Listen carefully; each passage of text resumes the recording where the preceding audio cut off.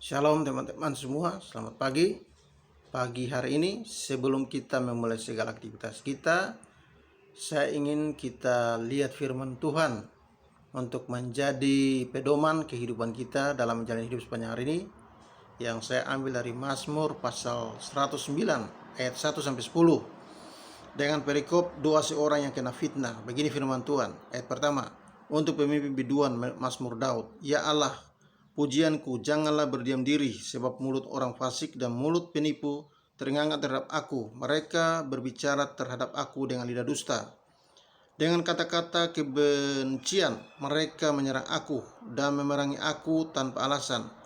Sebagai balasan terhadap kasihku mereka menuduh aku, sedang aku mendoakan mereka. Mereka membalas kejahatan kepadaku ganti kebaikan, dan kebencian ganti kasihku.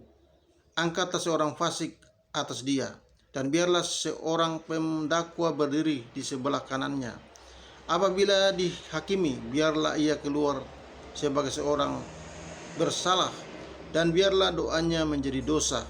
Biarlah umurnya berkurang, biarlah jabatannya diambil orang lain. Biarlah anak-anaknya menjadi yatim dan istrinya menjadi janda. Biarlah anak-anaknya mengembara tidak keruan dan mengemis dan dihalau dari reruntuhannya. Dan seterusnya saudara bisa baca sampai ke ayat yang terakhir.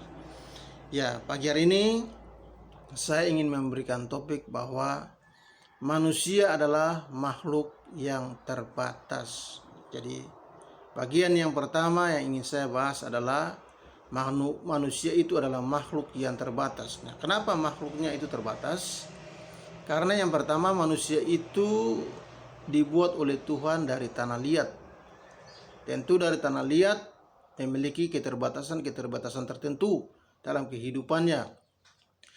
Keterbatasan itu bisa meliputi kasih, meliputi kesabaran, meliputi kebaikan, meliputi banyak hal. Jadi manusia itu terbatas. Tidak ada manusia yang super rohani, imannya super. Yang tidak terbatas hanya satu, yaitu Tuhan Yesus. Karena Tuhan Yesus itu bukan berasal dari debu tanah, tapi dia berasal dari roh Allah. Karena itu manusia yang berasal dari debu tanah tidak bisa disamakan dengan Tuhan Yesus yang berasal dari roh Allah sendiri.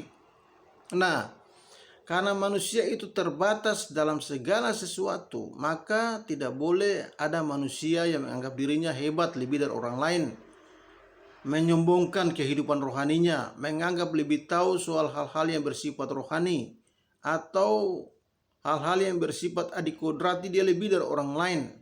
Nah, ini disebabkan karena pada dasarnya manusia tidak memahami bahwa dirinya adalah makhluk yang terbatas. Nah, keterbatasan manusia itu Tuhan bisa pakai, ya. Tuhan bisa pakai orang lain untuk menunjukkan kepada kita bahwa kita adalah makhluk yang terbatas. Jadi sehebat apapun, sesombong apapun orang, Tuhan akan membuktikan di dalam hidup ini bahwa dia adalah makhluk yang terbatas. Karena itu, bagian yang kedua adalah Tuhan ingin membuktikan kepada kita yang merasa diri hebat bahwa kita adalah makhluk yang terbatas dengan menggunakan keadaan, menggunakan situasi, menggunakan orang-orang yang ada di sekitar kita sebagai sarana untuk membuktikan bahwa kita bukan apa-apa, bahwa kita adalah makhluk yang terbatas. Karena itu, ketika dia menggunakan situasi dan keadaan untuk membuktikan bahwa kita ini adalah makhluk yang terbatas, maka kita harus sadar, ya. Jadi Tuhan itu dia bisa menggunakan berbagai cara untuk membuktikan kepada kita bahwa dalam banyak hal kita bukan manusia super. Kita bukan hamba Tuhan yang luar biasa. Kita bukan hamba Tuhan yang anti terhadap dosa. Tidak ada manusia yang terkebal terhadap kelemahan ataupun dosa. Walaupun kita diperintahkan oleh Tuhan untuk tetap mengejar kekudusan, tapi bukan berarti manusia tidak bisa jatuh ke dalam dosa. Manusia tidak bisa jatuh ke dalam kelemahan. Manusia masih berpotensi untuk bisa jatuh ke dalam kelemahan. Baik itu kelemahan secara fisik ataupun kelemahan-kelemahan yang secara mental, rohani, dan sebagainya. Manusia bisa jatuh ke arah sana. Nah, karena itu, maka sebagai orang-orang yang memahami kebenaran firman Tuhan, kita tidak boleh sekali-kali menyombongkan diri kita. Kita tidak boleh menganggap diri kita yang paling hebat di antara semua yang ada. Tetapi kita harus sadar bahwa kita tidak bedanya dengan orang-orang lain yang mungkin kita menilai mereka hidup berlumpur dosa, hidup setiap hari dalam melakukan dosa. Meskipun kita mungkin tidak setiap hari, mungkin tidak tinggal di dalam lumpur-lumpur dosa, tetapi kita masih punya potensi untuk jatuh ke dalam berbagai-bagai pencobaan. Mungkin pencobaan-pencobaan yang mungkin tidak seperti orang lain, tetapi kita melakukan hal-hal yang justru bertentangan dengan firman Tuhan, yang mungkin kelihatannya rohani, tapi sesungguhnya bertentangan dengan firman Tuhan. Intinya bahwa tidak ada manusia yang sempurna. Manusia itu punya kelemahan, walaupun kelemahan pada bidang-bidang yang berbeda-beda, tapi intinya adalah manusia itu memiliki kelemahan. Yang ketiga, tujuan Tuhan menunjukkan bahwa kita adalah makhluk yang terbatas, supaya kita memahami hakikat manusia. Ya, hakikat manusia itulah tadi.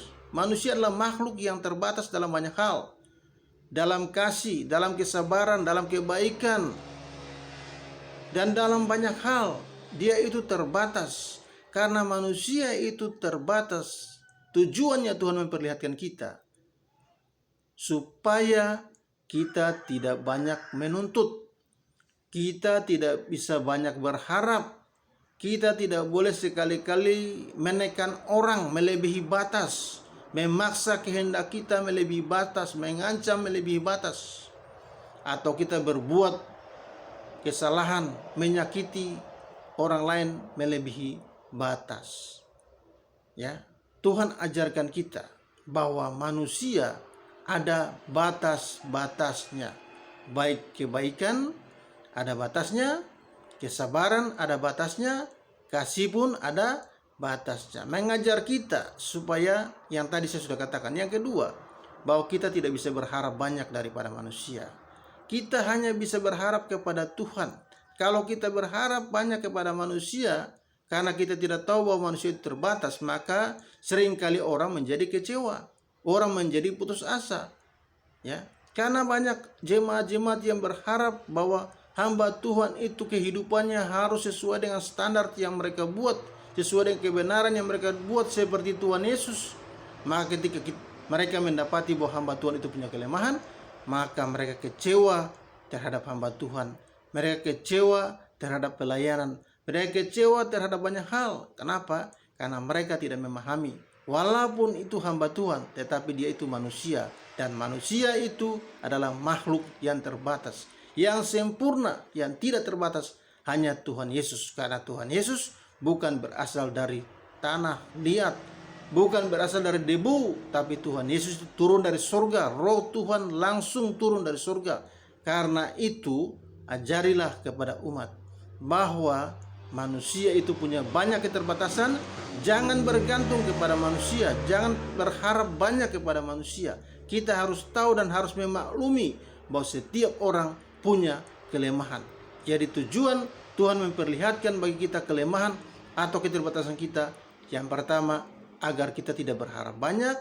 Yang kedua, kita tidak menuntut banyak dari orang lain atau melakukan hal-hal yang menekan melebihi batas. Akibatnya bisa fatal. Yang keempat, baik kesabaran, baik kasih, baik kebaikan, apabila secara terus-menerus ditekan, terus-menerus dihianati, terus-menerus didesak, maka keterbatasan-keterbatasan itu dia akan berhenti dan berubah dari kasih menjadi kebencian, dari kasih menjadi amarah, dari kasih bisa menjadi sesuatu yang menyeramkan, ya, karena sudah melampaui batas. Kalau kita membaca di dalam ayat yang ke-6, ketika Daud, ketika dia sudah berbuat baik, dia sudah mendoakan orang, dia sudah mengasihi, dia katakan tetapi sebagai balasannya mereka menuduh yang terlampau kejam, melewati batas, menuduh, mendesak dia. Sehingga pada ayat yang ke-6 dia berdoa kepada Tuhan. Ketika seseorang itu terlalu ditekan, terlalu didesak, dituntut melebihi batas sehingga membuat dia terluka, maka kebaikan akan berubah menjadi geram, amarah, menjadi kebencian. Dan kebencian itu mungkin tidak bisa dibalas dengan perbuatan langsung kepada orang yang berbuat kejahatan kepada kita seperti Daud. Daud tidak mungkin membalas kepada musuh-musuhnya, melampiaskan kebencian dalam bentuk tindakan nyata kepada musuh-musuhnya, menuduh dia secara kejam. Karena Daud hanya seorang diri, dia tidak mungkin bisa melawan begitu banyak orang. Nah, akibatnya lampiasan ekspresi emosi yang sudah melampaui batas tekanan yang diterima, dia lampiaskan melalui doa. Ayat 6 dia bilang begini, angkatlah seorang fasik atas dia, dan biarlah seorang pendakwa berdiri di sebelah kanannya. Apabila dihakimi, biarlah ia keluar sebagai orang yang bersalah, dan biarlah doanya menjadi dosa, biarlah umurnya berkurang, biarlah jabatannya diambil orang lain, biarlah anak-anaknya menjadi yatim dan istrinya menjadi janda, biarlah anak-anaknya mengembara tidak keruan dan mengemis dan dihalau dari reruntuhan dan seterusnya. Kalau kita baca doa yang dinaikkan Daud ini, bukan lagi doa yang berdasarkan kasih pengampunan, tapi sudah berubah menjadi kebencian akibat dari tekanan diterima melampaui batas. Jadi walaupun Daud adalah seorang yang diurapi oleh Tuhan secara luar biasa, tapi dia adalah manusia. Dia adalah manusia seperti kita, ada batasnya. Ketika tekanan itu datang bertubi-tubi, melampaui batas, maka dia berubah menjadi amarah, menjadi dendam, dan bisa saja doa-doanya bisa menjadi doa-doa penghukuman, kutuk kepada musuh-musuhnya. Itulah manusia. Karena itu perhatikan teman-teman semua, Bapak Ibu Saudara, walaupun saudara dan saya adalah hamba Tuhan, tapi kita masih punya keterbatasan. Hamba Tuhan bukan Tuhan Yesus. Hamba Tuhan berasal dari tanah liat, beda dengan Tuhan Yesus. Oleh sebab itu mari kita berdoa, biarlah Tuhan jangan sampai tekanan-tekanan melampaui batas. Akhirnya doa-doa yang kita naikkan bukan doa-doa berkat, tetapi lampiasan emosi, meminta kepada Tuhan supaya Tuhan melakukan tindakan penghukuman atas tindakan mereka terhadap kita. Emosi-emosi kita alihkan ke Tuhan, supaya Tuhan sendiri yang menggunakan emosi kita untuk dilampiaskan kepada orang-orang yang melukai hati kita. Ini doa-doa yang penuh amarah, penuh dendam, penuh kebencian harus kita hindari dalam hidup kita. Karena itu kita harus berdoa supaya situasi di sekitar kita harus hindari. Kita harus mengelola emosi. Kita harus hindari situasi di mana jangan sampai emosi itu meluap dan tak terkendali sehingga mempengaruhi doa-doa kita. Karena itu salah satu syarat orang berdoa adalah dia harus lebih dahulu kuasai diri dan jadi tenang. Alkitab dalam 1 Petrus katakan, kuasailah dirimu dan jadilah tenang agar kamu dapat berdoa. Ketika tekanan-tekanan datang dalam kehidupan kita tidak boleh cepat-cepat berdoa, karena doa-doa kita itu masih terkontaminasi dengan emosi-emosi yang tidak terkendali, sehingga kemungkinan doa-doa kutuk itu bisa dinaikkan terhadap orang-orang yang menyakiti kita. Karena itu doa-doa seperti ini harus kita jauhkan. Makanya kita harus berdoa, tenangkan hati. Sebelum kita berdoa, tenangkan hati supaya kita berdoa dengan aman. Kiranya firman Tuhan ini menjadi berkat bagi kita semua. Mari kita berdoa. Terima kasih buat pagi hari ini kami sudah dengar firman Tuhan. Kau berkati kami sehingga kami boleh menjadi orang-orang yang berkenan di hati Tuhan, walaupun secara manusia kami adalah orang-orang terbatas. Terpujilah Engkau. Ini doa kami dalam nama Yesus kami berdoa. Haleluya. Amin.